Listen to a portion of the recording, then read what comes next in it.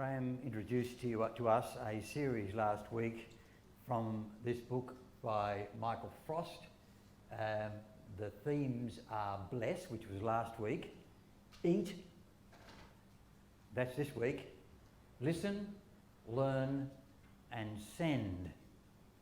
It's a process whereby we might develop our faith towards feeling that we are being sent to share the gospel with the world, and in a relevant and good way. He showed us this basic breakdown of the way in which we have learned about our faith in the past through the big events, through the mission events of the 50s and 60s that I remember quite well, like the Billy Graham campaigns and Leighton Ford, and there's been a whole heap of others who've come along to talk to us about church growth in the lifetime of the church of my many years of ministry and stuff. Then there's that cog where the church itself operates, that local regular rhythms, he calls it, where the church lives together and learns together.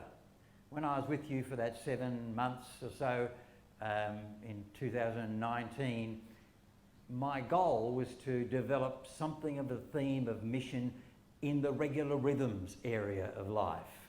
I was talking about the church and readiness for mission within the life of the church. And to some degree I can see that I've left out a whole lot in terms of this third area about personal relationships. I had just a little bit on that, but really most of what I said to you back then was about church life, about church getting ready, and I think there's a whole area of discussion we can have this month about people getting ready. So why is the theme eating? Is it because we just do this every day? Part of the regular rhythms of life?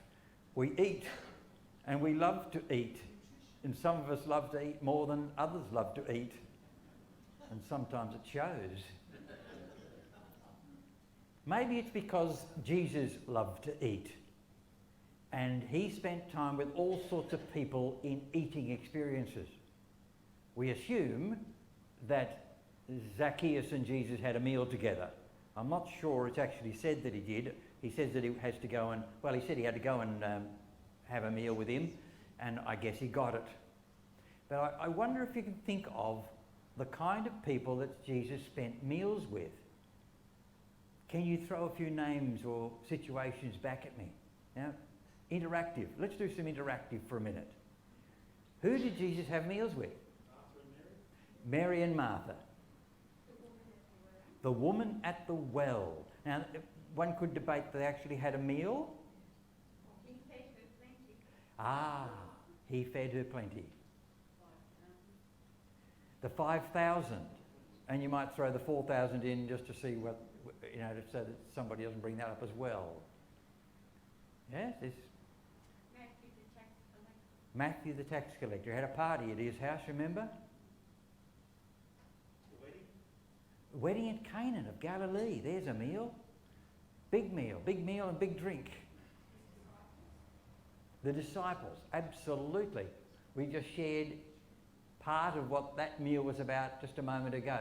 So Jesus had lots of meals. It's a way in which he connected with people. And I think that's what this is about. This is about how Jesus connected with people and how we connect with people.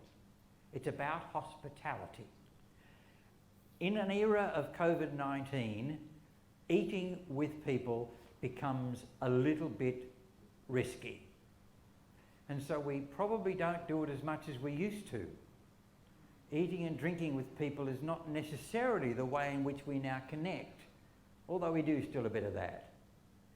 Bringing people into our home is another way in which we expressed hospitality.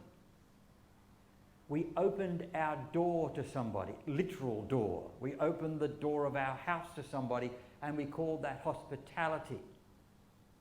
But I want to expand that understanding, because in fact it's becoming less the case that people bring people into their homes. It's a regular thing when I used to go to people's homes and visit, knock on the door, and somebody would come to the door and say, "Oh, excuse the mess." And maybe that's one reason why meals now happen in restaurants and cafes. And we invite people out to a cafe for coffee rather than bring them into our own home. I don't know. I don't know what your house is like, but I've seen some interesting ones in my time. Some very, very tidy and some not so. Anyway, that's not the... See, the point is that it's about opening the door of my life to somebody. And that can happen in all sorts of circumstances. Hospitality can happen in all sorts of places. Like that little lady we met in the park. There was something of a beginning of a hospitable relationship beginning to open there. She opened her life up to tell us what street she lived in. And we opened up our life enough to say what street we live in. It was a very small opening, but it was a level of opening. And we often do hospitality now by inviting somebody to share with us online through a Zoom or Jitsi calls I like. You don't know Jitsi probably, but I do.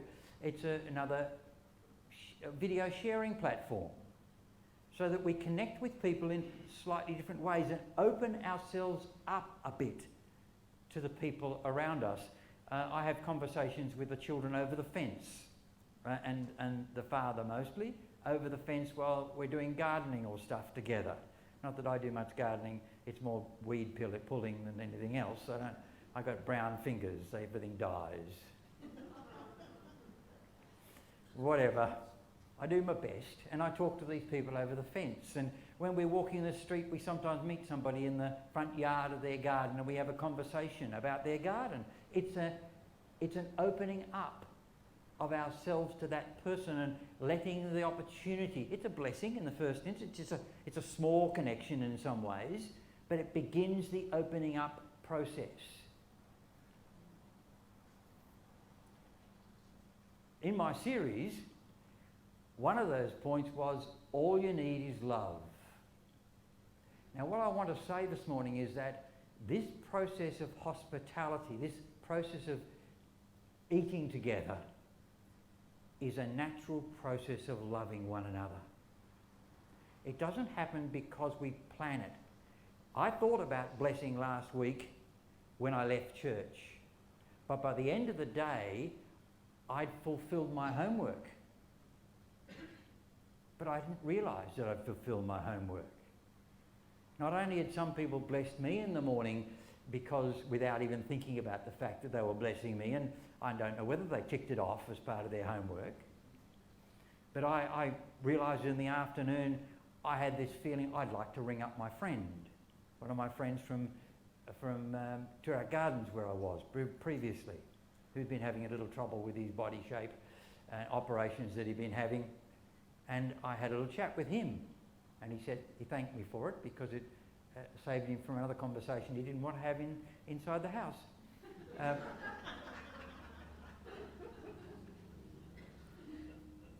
And because I'd rung him up, he was only one of the guys that I used to have a good relationship with there, so I rang the other guy up as well and had another conversation with him, and I realised here I am, I'm blessing these two guys by just ringing them up and saying, I still love you. I still value you as a human being. The banner's always here, isn't it?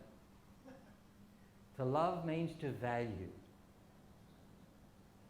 to esteem, to lift up the value, to feel and manifest generous concern for, to be faithful towards, to delight in, to set store upon. It all comes back to the idea that you're important to me, that I value you. God values us. God values us in the extreme. Some people want to put across the idea that God doesn't. I'm not going to get off on that tangent because that's a favourite tangent of mine, and we'll talk about it later. So all you need is valuing love to do this naturally, because if you value the person, you're going to connect with them. And in the Christian tradition, that's part of our commitment. No, that's part of the desire of our heart. This is what we want to do. We want to value people. Sometimes we don't do it as well as we'd like, but that's what we want to do, so we do it because we want to, because it's what our heart calls from us and what God's inspiration does with us. So it fits in with my favourite question, which you'll also remember. How am I going to love this one? Whichever one comes across my path. How am I going to love this one when it is God? How am I going to love this one when it is my neighbour who's most unlovely and difficult? How am I going to love this one when I just rather walk by that person in the street when they want to have a conversation? Well, this plays into the whole idea of hospitality and where we place our valuing system. So we have two stories of hospitality. The first one is the one that was read to us, the one about Zacchaeus. You know the story, you've known it since you were a tiny little tot, because it's one of the favourite Sunday school stories of them all, because it's so simple. It's about a rich man who climbs a tree, and he's small, which works with the Sunday school class, doesn't it? He's small, and he can't see Jesus, so he climbs a tree. And Jesus looks up into the tree and invites himself for lunch. Jesus shows hospitality to Zacchaeus by accepting his invitation before it's given, by saying to Zacchaeus, I value you enough to want to spend my time with you. So come down from the tree, don't just sit up there looking, we're going home together. And so Zacchaeus stands much taller in his life because Jesus treated him in that way. But Zacchaeus had a response. Zacchaeus' response was hospitable not just to Jesus, but also to his teaching and to his life. He changed his way of thinking because Jesus came into his house. He opened up his life to Jesus and said, if I've defrauded anybody, I'll pay him back 3 times over, and if I've done it, I'll fix up the things in my life that haven't been quite right because of this relationship of hospitality. See where that's going? Then there's the story of the sending out of the 70, or if you read Matthew's Gospel, the 72. These people are sent out. These are disciples of Jesus who were sent out into the villages and towns of Galilee. And he said to them, don't take anything with you. No purse, no second shirt, nothing. Take nothing with you. Not even a staff to hold you up. Just go together, the two of you, dependent upon each other, hospitable to each other, but I think more profoundly, hospitable or open to the people to whom you go. Let them show hospitality to you. Let them open up their lives to you. Don't demand the control here. Don't be the one in charge because it's your door that you're opening up. Let them open their door and share your life with them and share your life, let them share their life with you. I'll get it the right way around in a minute. It's about opening doors to people. That's what the 70 did. They were dependent upon the hospitality of others, which is another way of hospitality. One of the stories this guy wrote in his book was about a minister who lived next door to a neighbour who had parties. And they were drinking parties. And he was a Baptist minister and he didn't appreciate drinking parties. So even though he was invited, he never went. But then he was challenged that this theme of hospitality was a very important one. So next time the invitation came, he went. Didn't drink alcohol, because that wasn't his thing.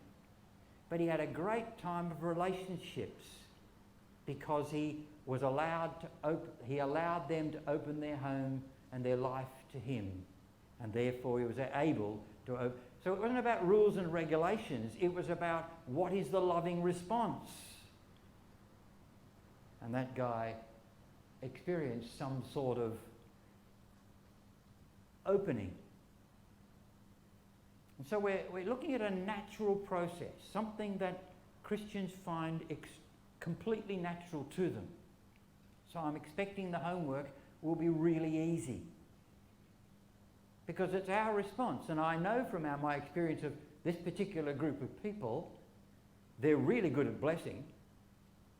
The ones in front of me, that's the congregation here, really good at blessing, but they're also really good at relating. So I know already that this is something that you do well. So I'm encouraging you to do naturally what you do naturally. So the first part of this simple process is the affirmation, the blessing, the encouragement, that sort of thing. The second part, well, I've called it eating because that's part of the theme. It's the hospitality, the opening of the life a little bit to a conversation, to having a conversation with one another. And the third part of that develops towards actual bonds of friendship. And when the bond of friendship comes, then the intimacy of that relationship develops. The openness develops even further. And that's really where we want to come to, isn't it?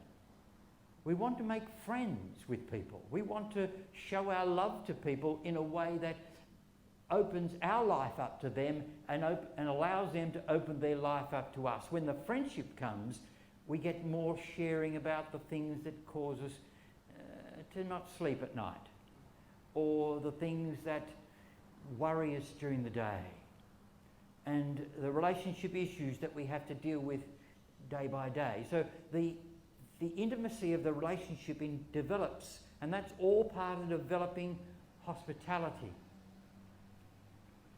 A natural process of building a relationship of trust. Now this is what we're talking about really. When it comes down to trust is when we can share. Until we get to the point of trust, there's not much point, well, we really don't have permission to share anything personal. We need to develop a relationship of trust so that somebody can share something important with us and we can share something important with them, and then they will take us seriously. Then they will believe, they will understand, they will seek to care in those sort of circumstances. We begin a conversation with what I call ping pong. You talk, I interrupt. You talk, you interrupt. Where are you going? You did this wrong. I talk, you interrupt. And I tell what I call counter stories. You tell your story, that'll trigger something in my mind. I'll tell my counter story, and then that'll trigger something in your mind. You'll tell your counter story, and we'll have counter story after counter story, and after counter story, I call it ping pong. You talk, I talk, you talk, I talk, and we play this wonderful game, which is natural and normal over coffee. And then somebody starts to share,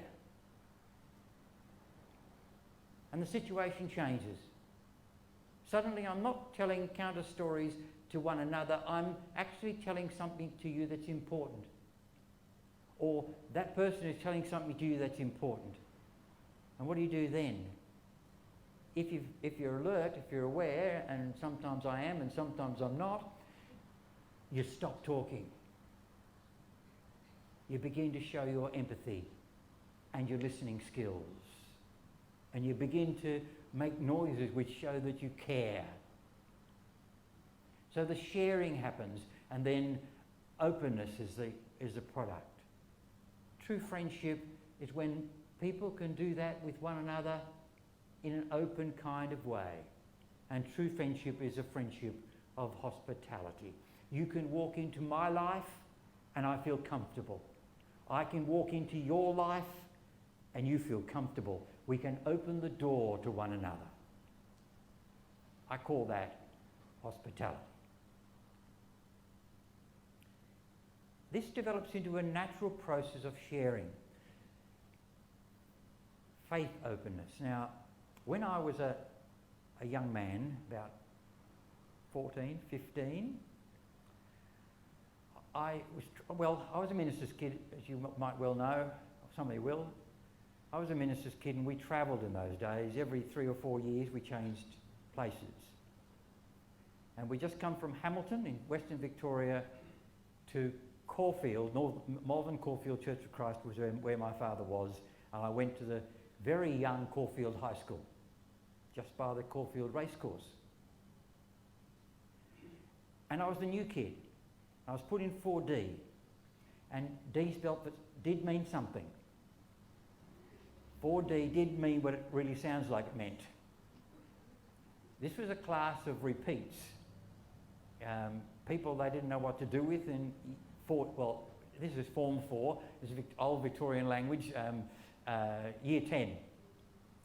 Year 10, at the beginning of Term 2, because I wasn't there for Term 1. I was in Hamilton.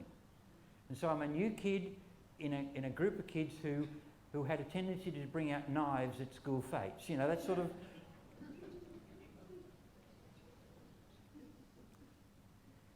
What do you do in there? I'm a kid, I'm a minister's kid, I got red hair and glasses. Now that's a red rag to many bulls already.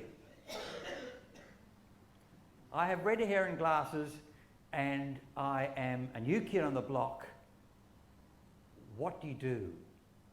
Do you hide the fact that you're a minister's kid and that you go to church every Sunday and you have a reasonably developed Christian faith? Or do you let that be known? Well, I'd already worked out before that in my travels that if you hide it, you get worse treatment than if you don't. So I felt forced to tell the class effectively, person by person, that I was a minister's kid and I went to church and that I was a Christian person. Well, that had consequences. In my day, it had consequences. I don't remember my children ever complaining about these consequences in their day, so maybe it was isolated to my day or my personality or my red hair and glasses. I'm not too sure. But there were consequences. I got teased for that. And I turned the tease into a benefit in some ways. My nickname in that school was The Friar, which was a title more than a nickname. And I wore it with pride by the end of school because that was the only name that I had at that school for most of the others. But they also asked me questions like, who made God? Do you believe that God made the world in 7 days? What about all those hypocrites who go to church?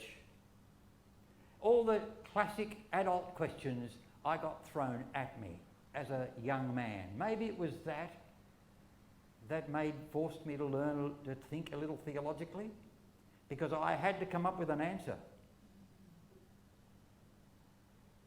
I know that arguing with my father also developed some critical thinking, but certainly this was a place where I needed to be able to respond to my peers with something, or they would ridicule me.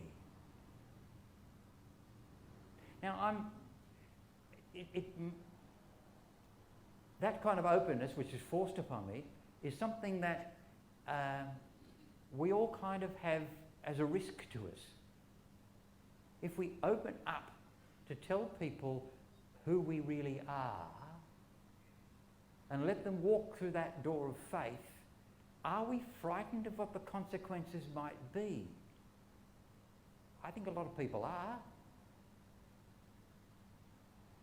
So that I know of people who work there for 20 years in a workplace and nobody knows that they are a Christian person. Because we've been duped by the culture which says that your faith is private. Keep it private. It's got nothing to do with anybody else. We don't want to know. Well, doesn't seem to be the way it works for me.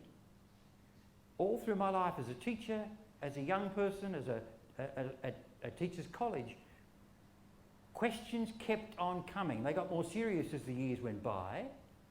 They became more relational as the years went by. They became deeper questions as the years went by, but people kept on asking questions. And I don't believe that inquisitiveness has gone away. I believe that if you let anybody know that you're a Christian person, once they've got past the you don't talk about religion, sex and politics, once they've got past that, they will talk about all three. So the opening up of your life without necessarily saying anything except that I'm a Christian person and I go to church is a great opening for people to ask their questions. It's not the reason why you make friends, but it does happen when you make friends. We get the permission to share faith stories and faith thoughts. The challenge of hospitality is that it's always intercultural. And the intercultural is a term I picked up from Martin, because I would have called it cross-cultural in another term, but I realised that none of us actually live in one culture.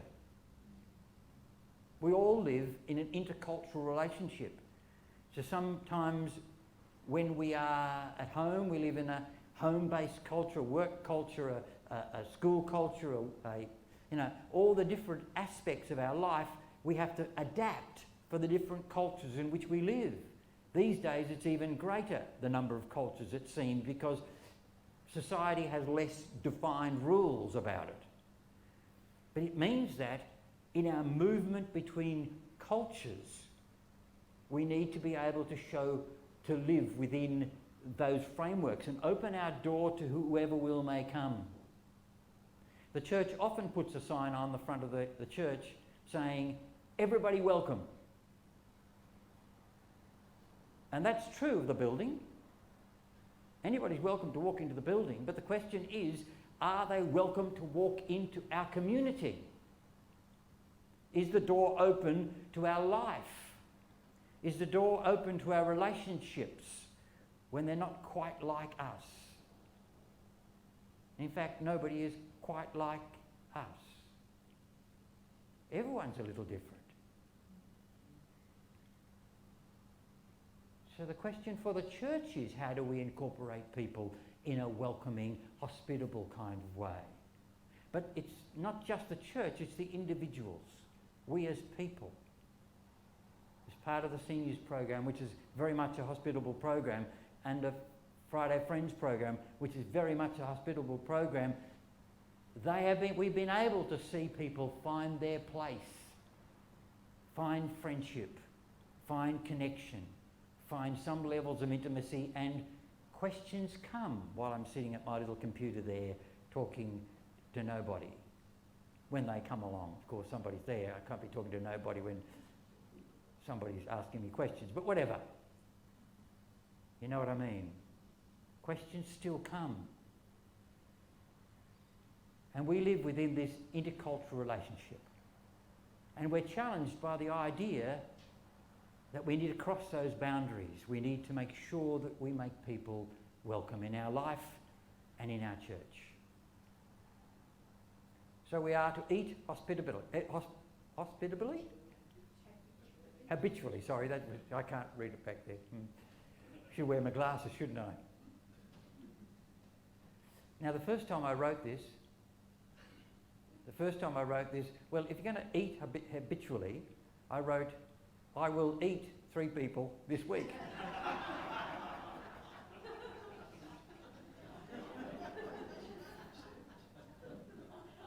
You will gain weight. I thought I'd better put a with there. But I put it in brackets too because it may not be eating with, it may be sharing time with in another kind of way like I've been talking about. Because it's the openness that matters. Opening my door to the world around me so that the love of God can find its way expressed out through me. But the love of God can be shown as people walk, by others as I walk into their lives